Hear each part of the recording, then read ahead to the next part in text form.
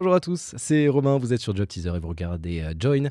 Dans cette vidéo, on vous donne tous les tips pour rejoindre Spring5, une société de conseil en transformation digitale. Et on vous explique qu'est-ce qu'être un Spring5er, comment ça va se passer les premiers temps au sein de la société. On en parle avec mes deux invités. Il y a tout d'abord Caroline qui est DRH chez Spring5. Bonjour Caroline. Bonjour Romain. Comment ça va ? Très bien. Merci. Ravi d'être là. Parfait. Je suis ravi de t'accueillir. Il y a également Malek. Salut Malek. Salut Romain. Alors toi, tu es consultant Salesforce. Exactement. Chez Spring5. Salesforce, c'est hyper important pour Spring5. Tu vas tout nous expliquer. Vous allez nous donner tous vos tips pour rejoindre Spring5. On va commencer par un petit challenge et c'est pour toi. Le petit challenge, Malek. Est-ce que tu peux me pitcher Spring5 en moins d'une minute ?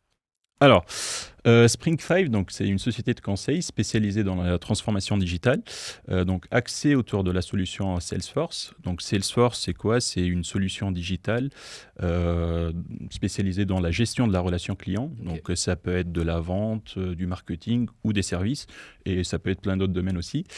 Donc Spring5 a été créé par 5 passionnés du conseil qui ont voulu transmettre leur savoir, leurs valeurs aussi et leur expertise sur Salesforce à des futures générations de consultants et aussi aux clients. Et d'ailleurs, c'est dans notre ADN de transmettre. Et l'objectif de Spring5 aujourd'hui, c'est de devenir le best place to grow, à la fois pour ses collaborateurs et pour ses clients aussi. Parfait, magnifique. Il est bon, hein ? Il a été bon. Ouais. Caroline, je me tourne vers toi. Quels sont les postes ouverts au recrutement en ce moment chez Spring5 ? Alors, pour cette année, on cherche environ 30 juniors et stagiaires. Ok. Voilà, donc junior, c'est jeunes diplômés. École d'ingénieur, école de commerce ou université, bac+5. Voilà, il n'y a pas forcément besoin d'avoir une connaissance ou des compétences sur Salesforce. C'est ce que j'allais vous demander. Ah bah voilà, effectivement. j'anticipe. Parce que vu que vous êtes spécialisé sur Salesforce, est-ce qu'il Ouais. faut une première expérience ? Non, pas Pas forcément. du tout. En fait, ce qu'on cherche, c'est vraiment un potentiel et une personnalité. Voilà. Ok, très bien. On va rentrer dans le process de recrutement, si vous voulez bien. Je reste avec toi, Caroline. Un process en globalement 3 étapes, finalement. Un premier entretien qui est un entretien de motivation. En quoi ça consiste ? Là, ça va être, c'est un échange en fait qu'on va avoir avec le candidat. Ok. L'idée, c'est vraiment de faire connaissance. Et pour le candidat, faire connaissance avec nous et nous de faire connaissance Donc, avec mieux le se connaître, candidat. Voilà, finalement. exactement. On va parler. Alors, le parcours, généralement, il est assez rapide parce que c'est des jeunes diplômés ou des stagiaires. Mais voilà, on va parler de leur projet professionnel, de leur motivation pour Spring5, pour être consultant, pour la transformation digitale aussi. Voilà, donc. Ouais, et puis je suppose qu'il y a aussi comprendre qu'est-ce que le métier de consultant, c'est important ça aussi. Ouais, exactement. Donc, c'est aussi l'occasion d'avoir un peu plus d'informations pour le candidat sur notre métier, la manière dont on appréhende notre métier vis-à-vis du client. Et pour nous aussi, de voir si la personnalité du candidat peut matcher avec nos valeurs, parce Ok. qu'on a une culture d'entreprise très forte. Ouais, chez je m'en doute. Spring5. Et c'est aussi l'occasion de poser ses questions aussi pour le candidat, je Oui, suppose. tout à fait. Tout à fait. Ça, de toute façon, tout au long du parcours d'entretien, parcours de recrutement, Ok. il y a vraiment cet échange entre le Ça marche. candidat et Donc, premier échange vraiment de prise de connaissance, de validation un petit peu du parcours, pas forcément des compétences pour le moment, Non. bien que voilà, il y a quand même une explication du parcours. Mais vas-y, je t'en prie. Parcours, motivation et personnalité. Ok, ça Voilà. marche. Et par contre, dans la deuxième étape que va nous expliquer Malek, là, il y a plutôt une mise en situation et c'est là où on va commencer à parler peut-être un peu plus de compétences finalement. En quoi ça consiste cette deuxième étape ? Alors, c'est aussi un échange, Ouais. avant tout. Donc, c'est un entretien et c'est un échange interactif entre donc un consultant senior et le candidat. Donc, vraiment, c'est l'occasion de mettre le candidat dans la peau d'un consultant. Ok. Donc, ça se fait en 3 étapes. Donc, au début, il y a un petit débrief sur, tout ce qui a été discuté sur le premier entretien. Et sur la deuxième partie, donc, il y a un petit échauffement, donc, avec des énigmes ou des petites problématiques. J'ai eu peur. Je pensais que tu parlais d'étirement, d'échauffement. En vrai, c'est un échauffement justement, c'est un échauffement cérébral, disons, Ouais. qui va mettre le consultant le candidat pardon, sur le plateau. Donc c'est des petits énigmes, voilà, juste pour voir comment le candidat va réagir face à des D'accord. problématiques Ok. et voir comment il raisonne. Et après, donc vient la mise en situation. Donc c'est plutôt une étude de cas. C'est D'accord. aussi un échange. Donc c'est très interactif. Donc entre le candidat et le consultant senior. Donc là, vraiment, donc on va discuter d'une problématique client. Donc ça peut être une problématique réelle. Et là, donc le consultant va essayer de challenger un peu le candidat sur disons, ses compétences analytiques et ses compétences relationnelles. Donc ce qu'on va chercher à voir, c'est vraiment comment le candidat appréhende le problème, comment il va analyser le problème, comment il va poser les questions, comment il va interagir avec l'intervieweur. Sa posture en fait de futur consultant Exactement, par la suite exactement. chez le client. Ouais. Vas-y, dis-moi. Ce qui est intéressant, en fait, c'est que de retour d'expérience, les candidats qui passent cette étape, qu'ils soient pris ou pas d'ailleurs, trouvent cette étape vraiment super intéressante. Ouais. Ça leur permet en fait de se projeter vraiment dans le quotidien du consultant. Quoi qu'il en soit, ils apprennent, c'est-à-dire Oui, peut-être, en ça se trouve, plus. ils sont pas à l'aise forcément dans le Exactement. rôle du consultant. Exactement. Tu parlais de retour d'expérience, j'ai envie de me tourner vers Malek, parce que je crois que tu as passé les entretiens il n'y a pas si longtemps que ça, je crois qu'il y a 2 ans à peu près. Tu te souviens quelles questions on t'avait posées ? Alors oui, je me rappelle très très bien, je me rappelle des questions et des énigmes que j'ai eues. Bon, je ne vais pas les citer maintenant, mais je me rappelle aussi de l'étude de cas. Donc c'était vraiment un échange très riche avec. Donc moi je l'ai fait avec un associé à l'époque. Donc c'était autour d'une problématique d'un client dans le domaine de la robinetterie, donc qui voulait tracer le voyage, disons, de son produit de l'usine jusqu'au client final. Et tout l'échange a tourné dessus. Donc voilà, moi j'avais des idées justement sur le process qu'on devait mettre en place. L'associé ou le consultant avait d'autres idées. Donc on a échangé sur ça. Donc vraiment, c'était comme un atelier de brainstorming, de design thinking. Cool. Et on est parti sur ça. Et après, il n'y avait pas vraiment de solution. Ouais, pas de solution, mais c'est... Pardon. Vas-y, Il n'y a pas de préparation, en fait. Il n'y a pas de préparation, il n'y a pas de restitution du cas. C'est pas une préparation plus une restitution derrière où le consultant écoute la personne. Non. C'est vraiment une discussion, c'est interactif. Exactement. Et c'est vraiment pour cerner les capacités d'analyse finalement du candidat. Oui, c'est ça. L'analyse et les compétences donc analytiques et relationnelles. Donc à la fois, donc il y a des... On va aussi évaluer les soft skills de la personne, donc sa prestance, sa posture de consultant. Donc voilà, comment il va poser les questions. S'il est un peu en difficulté, comment il va sortir de cette difficulté-là. Et justement, le but, le but justement de cet échange, c'est que l'intervieweur va guider le candidat dans sa réflexion pour l'aider à trouver la solution optimale. Disons. Ok, ça marche. C'est hyper intéressant et je crois qu'il y a une 3e étape finalement qui est un entretien qu'on pourrait qualifier de confirmation, c'est ça ? C'est ça, un entretien de validation. Généralement, c'est avec un associé. Si le candidat arrive à cette phase-là, c'est que l'étape 1 et l'étape 2 ont été sont plutôt bien passées. C'est très important en fait pour les associés fondateurs d'être proches des équipes. Donc, quel que soit en fait le niveau d'expérience du candidat, il rencontre toujours au moins un des 5 associés au cours du process. Et voilà, c'est l'occasion un peu de se projeter plus concrètement dans la relation de travail, de parler de la vision Best Place to Grow des associés, nos valeurs et voilà. C'est important de voir les associés fondateurs aussi de la société, d'une société dans laquelle on va travailler, c'est aussi important.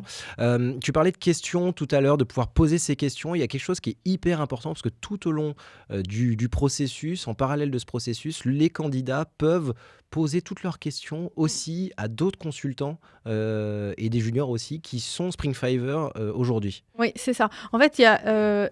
d'une part, les RH qui sont vraiment en fil rouge tout au long du process, qui débriefent avec les candidats et qui essayent d'apporter des réponses aux questions que le candidat se pose parfois après les entretiens. Ça souvent, voilà.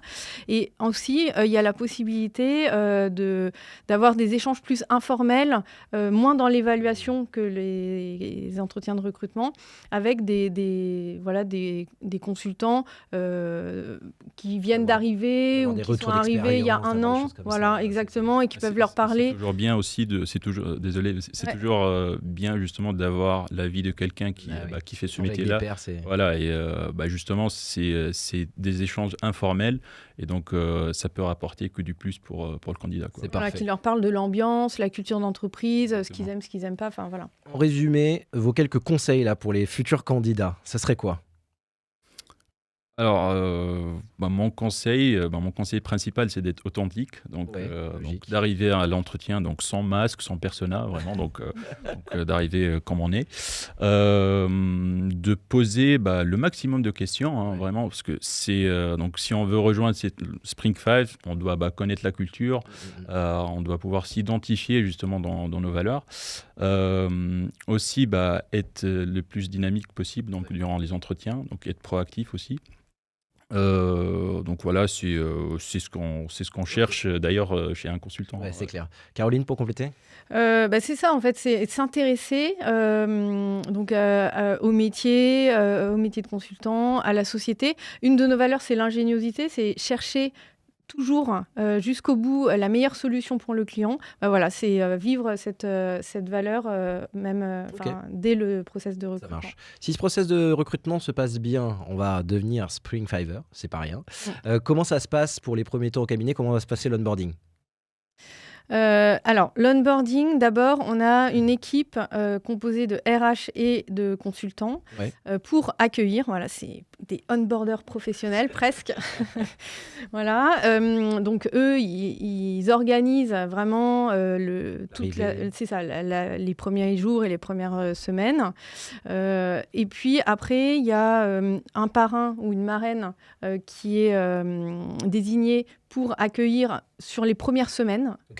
Il y a les associés qui essayent d'être là le plus possible au cours de la première semaine, les Spring Fiver évidemment, et ensuite on a un système de parrain un peu de carrière qui s'appelle Career Counselor et qui va guider tout au long de la carrière le Spring Fiver qui vient d'arriver. On va le voir parce que c'est un rôle assez important et je crois que ça a été aussi important pour toi, Malek. Mais juste pour ajouter donc un point, donc justement ce processus d'onboarding, il a été crafté aussi par des Spring Fiver, donc c'est par des consultants qui sont arrivés aussi, c'est pas les associés qui ont fait ça, c'est pas que les RH qui ont fait ça, c'est les consultants aussi qui ont participé à l'élaboration de ce process d'onboarding.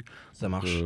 Ça marche. Ouais, donc le premier jour, l'idée c'est de prendre un peu connaissance de récupérer d'ailleurs ces documents et puis ces éléments informatiques. On essaye justement que le premier jour, il y ait le moins possible de ordinateur, mots de passe, etc. Cool. Mais voilà, d'être vraiment le plus dans les contacts, la découverte de la culture de l'entreprise. C'est bien parce que c'est vrai que c'est souvent barbant de récupérer ses PC et tout ça. C'est ça. Et après, tout au long de la première semaine, en fait, il y a des points d'étape pour permettre aux nouveaux Spring Fiver de rencontrer les différents interlocuteurs qui font Spring Five. Ça marche. Il y a une étape qui est hyper importante après cet onboarding, ces premiers jours au sein de la société, qui est vraiment importante, c'est l'étape de formation, parce qu'avant de rentrer en mission, on rentre en formation, et c'est ce qu'on disait tout à l'heure, on n'a pas besoin forcément d'expérience sur Salesforce, parce qu'il y a cette phase de formation. Est-ce que tu peux me rappeler un peu comment ça s'est passé pour toi Malek ? Et peut-être, Caroline, tu pourras nous dire quel type de formation il y a ? Alors, donc sur les formations, donc dès qu'on arrive, voilà, on est formé sur la solution en tant que telle. Donc, c'est des formations en ligne en fait proposées par Salesforce. Donc, on essaie de monter en compétences sur les aspects techniques, mais aussi fonctionnels de la plateforme. Donc une fois qu'on a commencé à être un peu à l'aise avec la solution, voilà, on va passer à d'autres types de formations. Donc c'est des formations un peu de basique d'un consultant, quoi. Là, donc c'est consultant 101, je dirais. Donc vraiment comment gérer la relation client donc, en tant que consultant, comment interagir avec les clients, comment animer des ateliers avec les clients. Donc c'est des formations de communication, des formations c'est des soft skills aussi sur lesquels on est formé. Et donc en combinant un peu les deux, voilà, on arrive à avoir donc quelqu'un qui peut être opérationnel assez rapidement donc auprès de nos clients. Caroline, ça a l'air d'être complet. Hein. Oui, c'est parfait, complet. En fait, on accompagne vraiment le nouveau Spring Fiver dans la culture. Ouais. Donc, il y a à la fois des formations sur la culture, sur les valeurs, des formations techniques sur Salesforce, comme l'a dit Malek, et des formations plus soft skills sur comment se présenter, la méthodologie, les basiques, comme disait Malek. Et donc, juste après cette phase de formation, on va pouvoir commencer à monter sur une mission. Et là, ça va se faire assez progressivement et toujours avec beaucoup d'accompagnement. Exactement. En fait, donc, quand on aura fini un peu l'étape formation, bon, même si ça finit jamais l'étape formation, quand on est en formation continue, je dirais, donc on va intégrer une mission en apprentissage. Donc on va intégrer une équipe qui travaille déjà sur un projet et on va être mentoré par des consultants plus expérimentés. Donc ça peut être des consultants seniors ou des project managers. Et donc petit à petit, on va commencer à avoir de plus en plus d'autonomie, de responsabilité, et on va être de plus en plus exposé aux clients, donc pour arriver au final à être tout à fait autonome. Est-ce que juste pour qu'on comprenne bien, est-ce que tu peux nous expliquer un peu rapidement les différentes étapes d'un projet Salesforce chez Spring5 et expliquer quel va être le périmètre du nouvel arrivant, du junior? Bien sûr. Juste avant, je voudrais rajouter, en fait, chez nous, les consultants sont jamais seuls en fait chez les clients. Ils sont toujours au sein d'une équipe et il y a vraiment tout au long de la carrière du consultant du Spring Fiver ce système de mentorat, même après 3 ans d'expérience ou 4 ans d'expérience. Je réitère ma question du coup pour Malek. Merci beaucoup Caroline. Est-ce que tu peux nous expliquer donc rapidement les étapes d'un projet Salesforce chez Spring5 et nous expliquer quel va être le périmètre du consultant junior? Alors, en fait, moi, j'aime bien l'illustrer de cette façon-là. Donc, donc, on a des clients. Donc, ces clients-là, ils ont des rêves, ils ont des histoires dans leur tête. Donc, quand ils vont élaborer une certaine stratégie, donc ils vont imaginer une certaine histoire. Donc, nous, on va arriver, on va essayer de comprendre cette histoire-là, de l'analyser, en fait, et on va voir quelles seraient, disons, les difficultés à la fois sur les outils, sur les process que le client peut rencontrer. Donc là, on va se mettre dans la peau du client, disons. Là, on parle de l'une de nos valeurs, donc c'est l'empathie. Puis, donc on va mettre tout ça dans l'ordre, donc essayer de tracer un peu l'histoire, d'écrire un peu l'histoire. Grâce à notre méthodologie. Exactement, grâce à notre méthodologie. Et là, on parle un peu d'ingéniosité. Et donc, quand on aura fait tout ça, donc on va arriver donc là aux solutions technologiques. Donc c'est là qu'on commence à parler technologie. C'est là qu'on commence à parler Salesforce. Donc on va l'aider à intégrer Salesforce, à implémenter justement cette plateforme-là pour qu'il puisse vivre au mieux son histoire. Et donc au final, dès que ça sera implémenté, donc on va l'accompagner justement sur la conduite du changement pour s'assurer que les process soient efficaces et qu'on atteigne, disons, l'excellence opérationnelle. Et puis je suppose aussi quand c'est en production, au jour le jour, la résolution de bugs et tout ça. Voilà. Exactement, voilà, il y aura du RAN, il peut y avoir de la TMA, donc en vrai, les projets sont divers. Ok, super.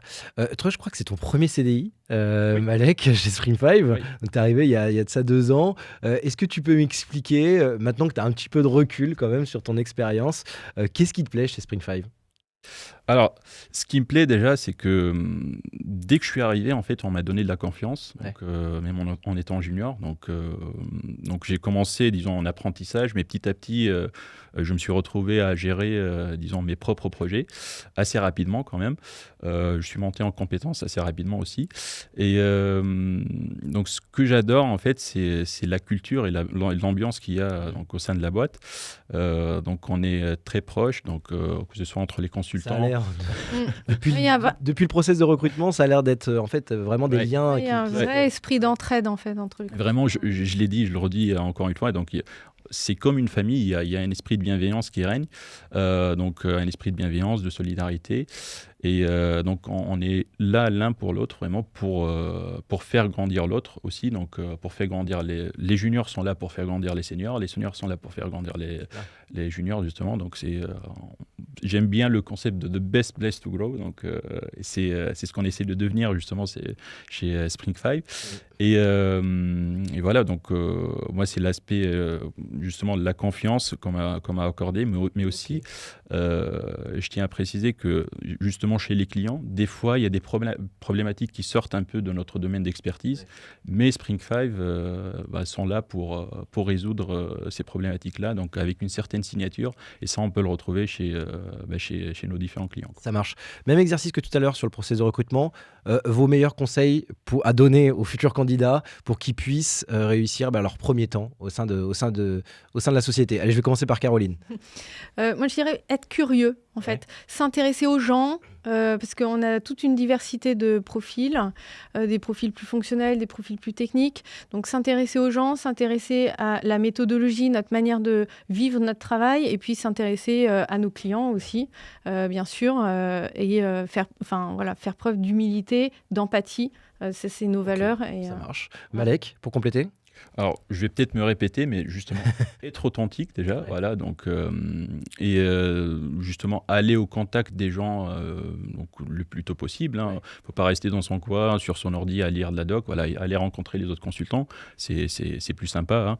Et après, donc, justement, il faut faire preuve d'humilité, donc, même si on peut être... assez avancé fier de son travail, exactement. Il faut proposer, mais en restant humble quand même. Exactement. Être proactif, mais exactement. Et justement, il y a la proactivité, donc et le dynamisme. Donc, il faut aller poser toutes les questions qu'on a. Voilà, il faut aller chercher les réponses. Et plus on est proactif dès le début, plus on est mieux après. Bon. Super, merci beaucoup. Merci de nous avoir donné plus d'infos. Merci Romain. Sur Spring5, ça donne envie d'être Spring5 en tout cas. Mais oui, c'est super. Merci à vous deux, merci à vous tous de nous avoir suivis. J'espère donc que ça vous aura donné envie de devenir Spring5er. Si vous souhaitez plus d'informations, rendez-vous sur la page Job Teaser de Spring5. Quant à nous, on se retrouve très bientôt pour un nouveau numéro de Join, évidemment sur Job Teaser. Bye bye.